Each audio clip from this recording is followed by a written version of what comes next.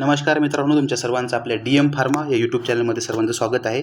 तर बघा, आजच्या डेटची सगळ्यासाठी तुमच्यासाठी खुशखबर आणि एक महत्त्वाची अपडेट ती म्हणजे जे DHS डिपार्टमेंट आहे आपलं, त्याने बघा आजच्या दिवसाचा जो 7/7/2026 हा जो GR आहे, हा बेसिकली जो पुणे डिपार्टमेंटने काढलेला आहे, ज्याच्याबद्दल कळवण्यात आले आहे की जे सार्वजनिक आरोग्य विभाग आहे, ठीक आहे, याच्यामध्ये आकृतिबंधानुसार जे काही मंजूर जागा आहेत, म्हणजे गट क, ग्रुप C आणि ग्रुप Dच्या ज्या मंजूर जागा आहेत, याच्याबद्दल सद्यस्थिती कळवण्याबाबत. म्हणजे कसं बघा, जी 2023ची भरती झाली त्याच्या अंतर्गत जेवढ्या जागा भरल्या गेलेल्या आहेत आणि ज्या जागा व्हॅकंट आहेत, तर व्हॅकंट जागेची माहिती प्लस जेवढ्या त्यांना रिक्वायर्ड जागा आहेत त्यांची जागेची माहिती याच्यामध्ये पूर्ण आकृतिबंध हा तयार झालेला आहे. आणि आकृतिबंध तयार झाल्याच्या नंतर बेसिकली तुम्हाला माहीत आहे की नेक्स्ट प्रोसेस जी असते ती भरती असते. ओके, सो 30 जून 2026पर्यंत जे काही सद्यस्थिती खालील विवरणपत्रात तात्काळ शासनात उपलब्ध करून द्यायची आहे.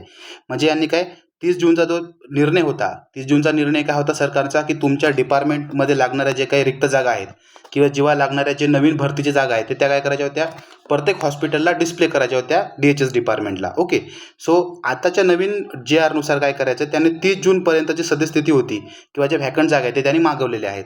तर बेसिकली याची जे बघा त्यांनी सांगितलं तरी जे काही हे बघा त्यांनी गट क आणि गट डच्या जागा मेन्शन केलेल्या आहेत. तरी जिल्हा हिवताप अधिकारी, जिल्हा सामान्य रुग्णालय व प्रादेशिक मनोरुग्णालय यांच्याकडील वरील तक्त्याची माहिती उपसंचालन आरोग्य सेवा परिमंडळाकडे सादर करावी. म्हणजे काय, जे काही रिक्त जागा हरलेल्या किंवा भरलेल्या जागा आहेत या बेसिकली काय करायच्या आहे, सरळ सेवे थ्रू जे जागा भरायच्या आहेत तर त्यांची काय करायची माहिती त्यांना प्रोव्हाइड करायची आहे. ओके, आणि ही जी माहिती आहे बेसिकली 7 तारखेपर्यंत द्यायची आहे. तर आपण जर बघितलं एकंदरीत की बघा, माहिती यांनी या परिपत्रकानुसार माहिती द्यायची आहे आणि 7 तारखेपर्यंत द्यायची आहे. ओके, तर 7 तारखेपर्यंतच आपल्याला त्यांचा रिझल्ट पण भेटलेला आहे की किती माहिती आलेली आहे. तर सध्याची बघा हा आपल्याकडे एक माहिती तयार झाली आहे किंवा माहिती आपल्याकडे मिळालेली आहे. तर सध्याची जर का आपण कंडिशन बघितली तर ग्रुप Cच्या जागा ज्या आहेत नवीन बघा, जे 5,000 आता सांगितलं होतं आरोग्यमंत्र्यांनी की 5,000 जागा पुन्हा भरणार आहे. ओके, सो 5,000 जागेमध्ये बेसिकली काय करायचं आहे की गट कच्या नव्याने पदनिर्मिती झालेली आहे ती किती 1247 आणि ग्रुप D जी आहे ती 666 अशी बेसिकली 1913 म्हणजे 1913 एवढ्या व्हॅकन्सी एवढी का जागा ज्या आहेत ते बेसिकली भरायच्या आहेत. तर एवढ्या जागेची म्हणजे आपण म्हणू शकतो आपलं जे फार्मसी ऑफिसर किंवा औषध निर्माता जे पद आहे हे 1247 अंतर्गत आहे. जसं मी तुम्हाला सांगितलं होतं की DHSची जी व्हॅकन्सी असणार आहे ही बंपर व्हॅकन्सी असणार आहे, ज्याच्यामध्ये तुम्हाला फार्मासिस्टचे जर पाहायला भेटलं तर म्हणजे 150+ तुम्हाला काय भेटतील, पदं पाहायला भेटतील. ओके, सो याच्याबद्दल आपल्याला निश्चिती आपल्याला आलेली आहे. त्यानंतर तुम्हाला प्रिपरेशनसाठी तुम्हाला आधीच सांगितलं होतं की प्रिपरेशन करत असताना आतापासूनच जो फर्स्टपासून प्रिपरेशन करेल किंवा एकदम स्ट्रॅटेजीने प्रिपरेशन करेल तेच तुम्हाला मेरिट लिस्टमध्ये काय करेल तोच विद्यार्थी पाहायला भेटेल. ओके, सो या प्रकारे आपला अभ्यास हा व्यवस्थित असला पाहिजेत. जसं तुम्हाला सांगितलं होतं की कोणती पण आरोग्य भरती काय राहते की आधी रिक्त जागा पाठवल्या जातात, त्यानंतर आकृतिबंध तयार होतो. आकृतिबंध तयार झाल्याच्या नंतर कोणाला पण एक जे एक्झाम कंडक्टिंग बॉडी असते, आता एक्झाम कंडक्टिंग बॉडीमध्ये आपण जर बघितलं तर MPSC आहे आणि दुसरी गोष्ट म्हणजे TCS. ओके, सो या 2 ऑर्गनायझेशन थ्रू एक्झाम तुमची कंडक्ट होईल आणि राहिलेली भरती प्रक्रिया काय होत असते, कंप्लीट होत असते. नंतर राहिलेली भरती प्रक्रियेतून जे विद्यार्थी उत्तीर्ण आहे त्यांना सेवेमध्ये रुजू करून घेण्यात येते. तर ही बेसिकली प्रक्रिया असते कोणती पण भरती प्रक्रिया गव्हर्नमेंट ऑफ महाराष्ट्र किंवा शासनामध्ये तयार होण्याची. सो बेसिकली आता जर त्यांनी जागा रिक्त केलेल्या आहेत किंवा रिक्त जागेची माहिती जर दाखवली आहे किंवा नवीन जागेची जी रिक्वायरमेंट आहे ते त्यांनी दाखवलेली आहे, तो येणारा जो नेक्स्ट पोर्शन आहे किंवा येणारी जे नेक्स्ट अपडेट असणार आहे ते अपडेट तुमची डायरेक्ट कशाबद्दल राहील की एक्झाम कंडक्टिंग बॉडीबद्दल माहिती राहील. आणि एक्झाम कंडक्टिंग बॉडीबद्दल माहिती का भेटली की लगेच तुम्हाला जाहिरात पाहायला भेटेल.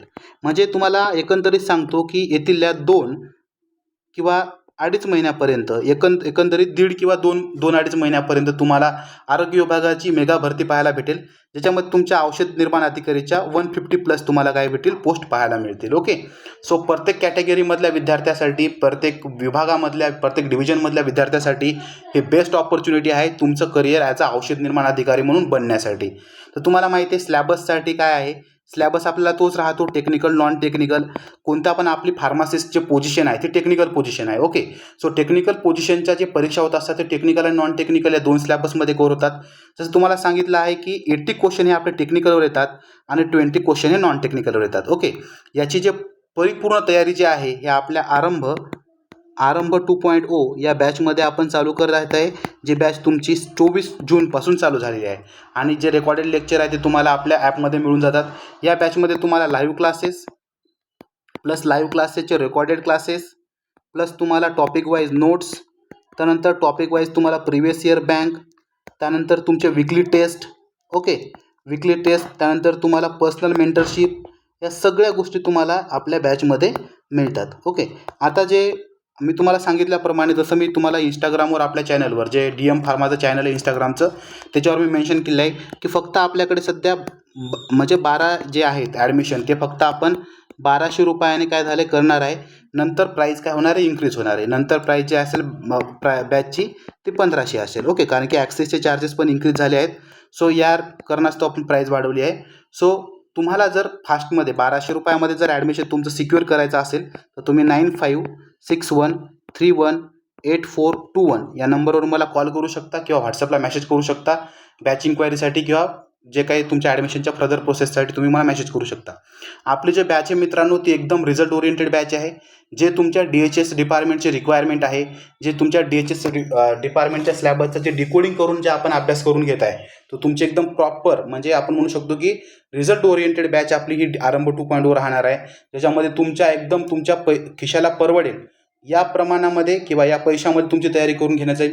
आपलं जे मेन ॲम्बिशन आहे ते तुमचं सिलेक्शन करून देणं आहे. ठीक आहे, महाराष्ट्रातला प्रत्येक व्यक्ती कमीत कमी फीसमध्ये चांगल्या प्रकारचा क्वालिटी एज्युकेशन घेऊ शकला पाहिजे आपल्या फार्मसी क्षेत्रामध्ये. ते आपलं मेन ॲम्बिशन आहे आणि आपण त्याच गोष्टीवर काम करत आहे. सो मित्रांनो, तुम्ही तुमचे प्रिपरेशन माझ्या गायडन्स खाली, जसं मी फक्त 8 ते 10 महिने अभ्यास करून माझी फार्मसी ऑफिसर DMERमध्ये 21 रँकमध्ये मी पास झालो आहे आणि मला ओपनमध्ये सिलेक्शन झालं आहे.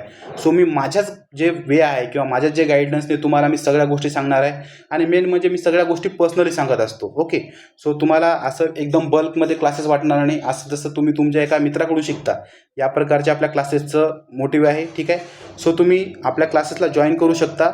मोर इन्फॉर्मेशनसाठी तुम्ही मला या नंबरवर तुम्ही मेसेज किंवा कॉल करू शकता. ओके, भेटूया आपण पुढच्या व्हिडिओमध्ये एका नवीन अपडेटसोबत किंवा एखाद्या नवीन टॉपिकबद्दल आपण डिस्कशन करूया. ओके, म्हणजे एक तर नवीन क्लासेस असेल जे एखाद्या तुमच्या सिलेबस बेसवर असेल किंवा नवीन अपडेटवर असेल. ओके, तोपर्यंत तुम्ही सर्वजण अभ्यास करा. Best of luck for your preparation. मेहनत करा, रिझल्ट हा 100% तुमच्या वाट्याला असेल. Okay, thank you.